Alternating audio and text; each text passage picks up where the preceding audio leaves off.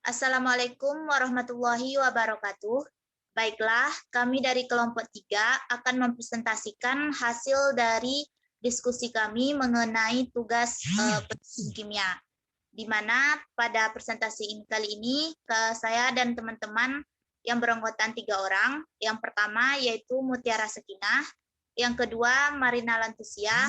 Mungkin karena dalam presentasi video ini dia tidak bisa hadir karena terkendala jaringan, dan terakhir saya sendiri Nurhayati sebagai moderator. Baiklah, untuk presentasi kami untuk materi pokok penuntun kimia kami yaitu kesetimbangan kimia, praktikum virtual lab atau tutorial virtualnya akan dijelaskan oleh rekan saya Mutiara Sekinah. Kepada Muti dipersilakan. Baiklah, terima kasih kepada moderator. Saya Mutiara Sekinah akan menjelaskan tentang virtual lab mengenai dengan materi keseimbangan kimia. Judul virtual lab kami yaitu Cobalt Complex dan prinsip Le Chatelier.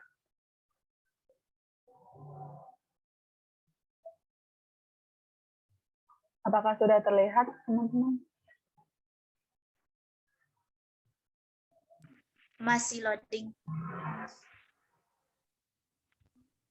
Sudah, Muti. Oke.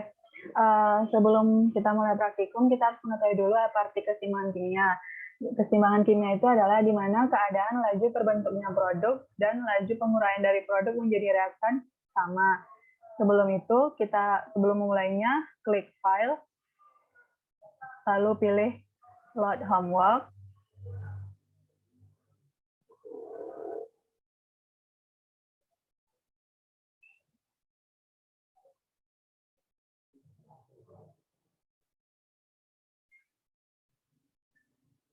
Lalu pilih Chemical Equilibrium, yang artinya keseimbangan kimia. Lalu pilih Cobalt Lab. Dan oke. Nah, langkah pertamanya yaitu kita harus mengetahui dulu prosedur kerja yang akan diterapkan di dalam virtual lab ini. Untuk mengetahuinya dengan cara mengklik Problem Description. Nah, di sini akan ditampilkan prosedur kerja yang akan dikerjakan pada virtual lab ini. Nah, seperti ini prosedur kerjanya, dan sebelum itu harus ditranslate terlebih dahulu. Oke, kita masuk kepada lembar kerja yang pertama, yaitu sebelum melakukan praktikum, kita harus menyediakan dulu bahan-bahan kimia yang digunakan. Yang pertama, bahan kimia yang digunakan yaitu ada larutan kobalt klorida yang konsentrasinya 1 molar, lalu ada larutan HCl dengan konsentrasi 12 molar, dan larutan AgNO3 6 molar. Selanjutnya yaitu kita persiapkan alat labor yang digunakan yaitu Erlenmeyer dengan ukuran 250 ml. Nah, langkah yang pertama yaitu kita harus menuangkan larutan kobalt klorida ini ke dalam larutan Erlenmeyer dengan volume 25 ml. Dengan volume 25 ml, lalu di sini ketik angka 25, lalu tekan pour atau tekan enter saja. Setelah itu dia akan tertuang dengan sendirinya. Lalu langkah selanjutnya yaitu dengan cara, sebelum melanjutkan dengan langkah sebelumnya, kita harus mengetahui reaksi keseimbangan yang akan digunakan dalam virtual lab ini. Reaksi keseimbangannya yaitu COH2O6 kali 2+ ditambah 4Cl- ketimbang COCl4 2- ditambah 6H2O. Nah, pada langkah selanjutnya yaitu kita akan menambahkan larutan HCl ke dalam larutan 25 ml COCl2 tadi. Pertambahannya itu volumenya itu harus secara bertahap, jadi dimulai dari 1 ml sampai terbentuknya perubahan yang menandakan bahwa keseimbangannya itu akan bergeser. Lalu di sini kita ketik angka 1 dan tekan enter. Penuangan ini harus dihitung karena untuk melihat perbedaan yang terjadi atau perubahan yang terjadi dengan ditandai ada perubahan keseimbangan. 2, 3, 4, 5, 6, 7, 8, 9, 10, 11, 12, 13, 14, 15. Nah, setelah 15 mili penuangan dari HCl, kita dapat melihat perubahan yang terjadi di mana larutan COCl2 yang pertamanya warna merah muda tadi, kita beri penambahan HCl, maka dia akan menghasilkan warna biru. Di sini tidak terlihat warna biru karena berdasarkan resolusi dari laptop masing-masing. Selanjutnya, setelah penambahan HCl tadi, kita beri penambahan larutan agen O3 6 molar ke dalam larutan tadi. Penambahan agen O3 di sini digunakan untuk mengganggu keseimbangan yang terjadi di dalam larutan tersebut. Nah, agen O3 ini akan bereaksi dengan Cl- dalam larutan tersebut. Sama seperti langkah sebelumnya, volumenya harus dihitung sampai terbentuknya perubahan, atau dengan kata lain, keseimbangannya akan bergeser. Kita klik angka 1, dan enter, sampai terbentuknya endapan. Biasanya kalau penambahan agen O3 terhadap larutan mengandung Cl, dia akan terbentuknya endapan putih. 2, 3, 4, 5, 6, 7, 8, 9, 10, 11, 12, 13, 14, 15, 16. Nah, Ibu dan teman-teman bisa melihat sendiri ada terbentuk endapan putih di sini. Lalu selanjutnya, nah artinya agen O3 tadi memberikan pengaruh terhadap larutan yang telah kita beri penambahan HCl tadi. Lalu itu akan memberikan penjelasan kepada prinsip Le Chatelier bahwa pada bagian konsentrasi, jika konsentrasi reaktan ditambah, maka keseimbangan akan bergeser ke arah produk. Dan jika jika konsentrasi reaktan dikurangi, maka keseimbangan akan bergeser ke arah reaktan. Itu kalau berdasarkan konsentrasi. Nah, kalau berdasarkan volume, berdasarkan praktikum kita tadi, bahwa jika volume reaktannya ditambah, maka keseimbangan akan bergeser ke arah yang memiliki koefisien yang besar. Di sini koefisien besar kan ada berada pada produk. Selanjutnya, prinsip Le Chatelier yang kita akan uji yaitu berdasarkan suhu. Nah, pada larutan ini sudah ada endapannya, maka kita akan ukur suhunya. Dengan kata lain, kita ganggu suhunya untuk mendapatkan perubahan keseimbangan. Di sini kita lihat ada thermal properties. Nah, thermal properties-nya, suhu konstannya yaitu 25 derajat Celcius, 25, derajat Celcius. Nah, kita klik di sini insulated from surrounding biar dia tidak terpengaruh, dan kita coba pada suhu lebih tinggi, artinya kita menaikkan suhunya yang darinya 25, sekian derajat Celcius menjadi kita coba 50 derajat Celcius. Lalu tekan OK. Nah, larutannya berwarna yang tadinya berwarna merah muda menjadi berwarna biru, artinya keseimbangannya bergeser. Nah, biru tadi ini menandakan bahwa pada prosedur yang pertama tadi, bahwa biru tadi kan menambahkan larutan dari COCl4 2-. Artinya, jika suhunya kita naik atau jika suhunya kita tambah, maka keseimbangan akan bergeser ke arah produk, di mana produk tersebut adalah delta H-nya itu positif. Dengan kata lain, nama reaksinya ini dinamakan reaksi endotermik. Selanjutnya, kita coba menurunkan suhunya, yaitu dengan sama caranya dengan menaikkan suhu tadi, yaitu thermal properties. Lalu di sini karena suhunya udah 50, kita coba menjadi 5 derajat Celcius. Lalu klik OK. Nah, larutan seperti semula yang disertai dengan adanya endapan. Ini menandakan bahwa jika suhunya kita kurangi, maka keseimbangan tersebut akan bergeser ke arah reaktan, di mana keseimbangan arah reaktan itu ditandai dengan delta H-nya itu adalah negatif. Nah, selanjutnya, dari setiap step yang telah kita lakukan tadi, kan disertai dengan adanya konsentrasi. Nah, konsentrasi di sini dapat membantu untuk menentukan K atau koefisien dari keseimbangan kimianya. Lalu, selanjutnya untuk kepada pembaca penonton, maka kepada praktikan, silakan menentukan K dari konsentrasi yang telah disajikan dari virtual lab ini. Karena virtual lab ini lebih memudahkan sebab konsentrasinya telah disajikan secara langsung. Nah, dapat disimpulkan bahwa menurut prinsip Le Chatelier pada virtual lab ini, jika suhunya diganggu, suhu keseimbangan tersebut diganggu, dan pengganggunya ada dua, ada menaikkan suhu sama menurunkan suhu. Jika suhunya dinaikkan, maka reaksi akan disebut juga reaksi endotermik, keseimbangan bergeser ke arah produk, yaitu delta H-nya itu bernilai positif. Jika suhunya dikurangi, maka keseimbangan akan bergeser ke arah reaktan dengan delta H-nya itu negatif. Sedangkan pada konsentrasi, jika konsentrasi reaktannya ditambah, maka keseimbangan akan bergeser ke arah produk, ditandai dengan perubahan warna yang terjadi. Dan sebaliknya, jika konsentrasi reaktannya dikurangi, maka keseimbangan akan bergeser ke arah reaktan. Dan begitu juga dengan volume, seperti yang telah dijelaskan pada virtual lab tadi. Oke, sekian penjelasan saya mengenai virtual lab yang berjudul Cobalt Kompleks dan Prinsip Le Chatelier. Selanjutnya saya kembalikan kepada moderator. Baiklah, terima kasih kepada rekan saya Mutiara Sekinah yang telah menjelaskan bagaimana prosedur cara kerja virtual lab terkait materi kami keseimbangan kimia. Selanjutnya penuntun kimia yang mungkin saya jelaskan satu lagi, Marina Lantutia mungkin masih terkendala jaringan. Saya minta tolong kepada Mutiara untuk menjelaskan.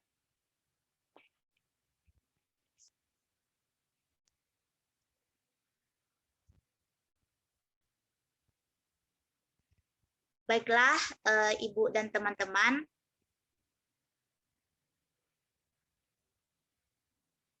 Ini penuntun kimia kami yang berjudul materi pokoknya keseimbangan kimia.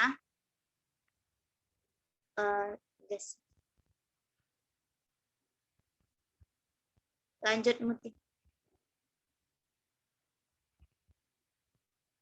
Nah, di mana di penuntun kami ini, kami memaparkan daftar isi yang telah terlihat di slide video kami ini, yaitu ada urutannya, yang dimana pertama ada kata pengantar, daftar isi, tata tertib laboratorium, terus kami mencantumkan MSDS bahan, kompetensi inti, KD sesuai materi pokok kami, dan IPK-nya, serta tujuan pembelajaran.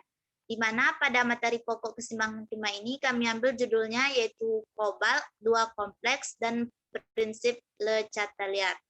Di situ sudah kami paparkan juga tujuan praktikum, konsep dasar, pertanyaan pre-lab-nya, alat dan bahan, prosedur percobaan, serta tabel pengamatan, serta pertanyaan post-lab-nya.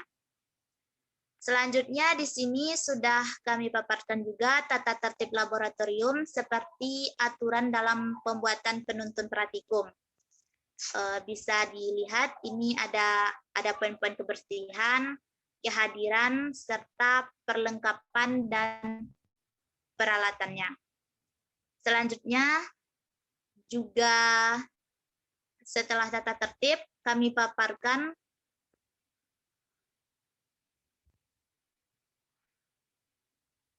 dana MSDS bahan.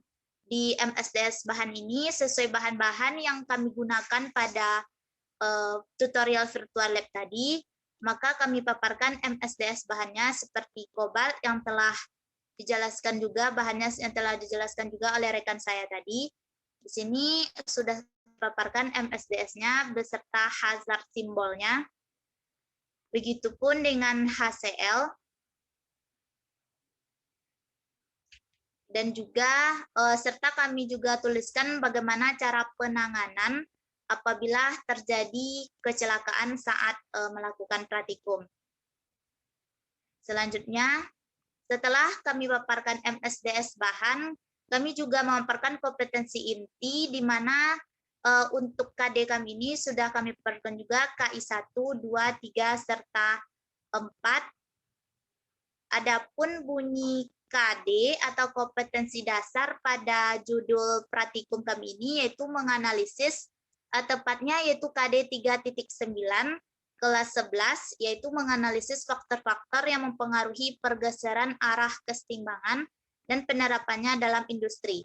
Nah, dari 4.9 bunyi KD-nya yaitu merancang, melakukan, menyimpulkan, dan menyajikan hasil percobaan faktor-faktor yang mempengaruhi pergeseran arah keseimbangan. Jadi kami menyimpulkan untuk mengambil judul yang sesuai dijelaskan oleh rekan saya tadi di virtual lab. Dan begitupun bunyi IPK-nya, yaitu ada pencaburan IPK 3.91 sampai 3.95, dan begitupun IPK di bagian keterampilannya. Selanjutnya, juga ada tujuan pembelajaran di mana kita ketahui bahwa tujuan pembelajaran ini yaitu menggunakan model pembelajaran guided discovery learning, yaitu supaya bisa peserta didik bisa dapat menganalisis pengaruh konsentrasi, suhu, tekanan, volume, dan menerapkan faktor-faktor pergeseran arah keseimbangan.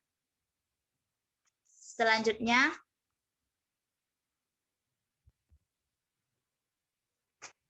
yaitu sesuai aturan dari penuntun, itu ada judul, yaitu judul yang kami ambil, yaitu Kobalt 2 Kompleks dan Prinsip Le Chatelier, di mana tujuan praktikum ini yaitu untuk memahami prinsip dari Le Chatelier ini melalui pengamatan efek gangguan yang diinduksi pada distribusi keseimbangan berbagai kompleks global.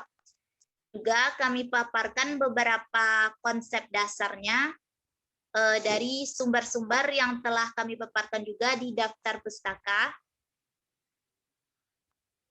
dan kami masukkan ke dalam penuntun ini sesuai materi pokok, sesuai judul penuntun praktikum kami. Dan setelah konsep dasarnya juga, kami juga memaparkan pertanyaan pre-lab, di mana pertanyaan pre-lab ini yaitu akan dikerjakan oleh praktikan sebelum melaksanakan praktikum. Kami setelah kami diskusi, menurut kami pertanyaan pre-lab yang sesuai untuk judul praktikum kami ini yaitu yang pertama, menurut asas Le Chatelier, suatu reaksi keseimbangan tergantung pada, dan yang kedua, menurut asas Le Chatelier, perubahan tekanan mempengaruhi keseimbangan kimia. Jika tekanan dinaikkan, keseimbangan bergeser ke arah. Dan yang ada 4 pertanyaan pre-lab yang kami paparkan di sini, dan untuk menguji pengetahuan awal dari praktikan sebelum melakukan praktikum. Alat dan bahan juga kami paparkan, alatnya adalah Bu Erlenmeyer, serta prosedur percobaan, dan juga kami lampirkan link software virtual lab yang telah dijelaskan oleh rekan saya tadi, dan juga prosedur percobaannya juga sudah sesuai dengan prosedur percobaan yang ada di virtual lab tadi. Begitupun pada tabel pengamatannya. Setelah melakukan praktikum atau melakukan praktikum di virtual lab, di sini nanti akan bisa perhatikan isikan tentang perlakuannya terhadap HCl yang telah dilakukan atau dipraktekkan oleh rekan saya tadi, berapa kadarnya dan perubahan apa yang terjadi, serta arah pergeseran keseimbangannya bagaimana. Itu yang diisikan di tabel pengamatan. Selanjutnya, ada pertanyaan post-lab. Pertanyaan post-lab ini akan dikerjakan oleh praktikan setelah melaksanakan praktikum. Jadi setelah praktikan melaksanakan praktikum, maka dikerjakan soal post-lab ini dengan cara melengkapi tabel berikut tentang praktek praktikum yang ia laksanakan, tentang perlakuan pada reaktornya, dan ia isikan nanti di tabelnya pergeseran arah keseimbangannya. Dan juga ada soal kedua, yaitu tentang rumus K berdasarkan persamaan reaksi tersebut. Tentu menentukan nilai harga K pada langkah 1 serta harga K pada langkah kelima. Selanjutnya, ada daftar pustaka di mana saya sebutkan tadi bahwa di konsep dasar yang kami paparkan di penuntun, kami dapatkan dari sumber-sumber yang kami lampirkan di daftar pustaka sebagai berikut. Seperti yang telah dilampirkan.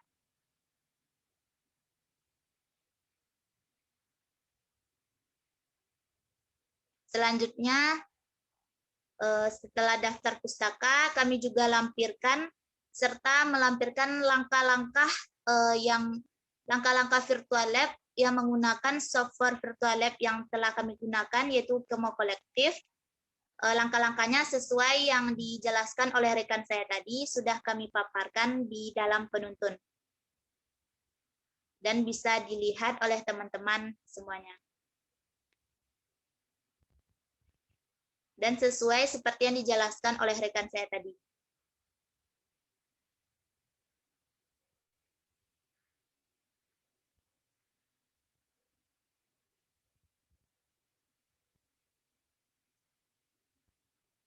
Mungkin hanya sekian dari penjelasan penuntun praktikum kami.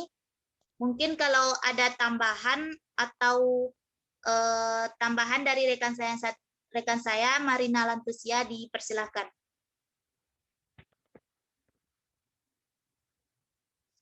Marina, apakah Marina mendengar suara saya?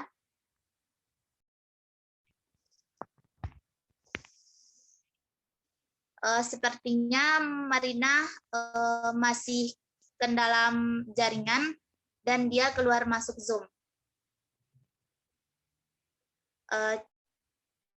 Apakah Mutiara Sakina tahan? Udah. Mungkin hanya sekian dari presentasi video kami, presentasi video mengenai tugas penuntun praktikum kami. Kami dari kelompok 3, apabila banyak kekurangan kami mohon maaf. Kami sudahi. Assalamualaikum warahmatullahi wabarakatuh. Waalaikumsalam warahmatullahi wabarakatuh.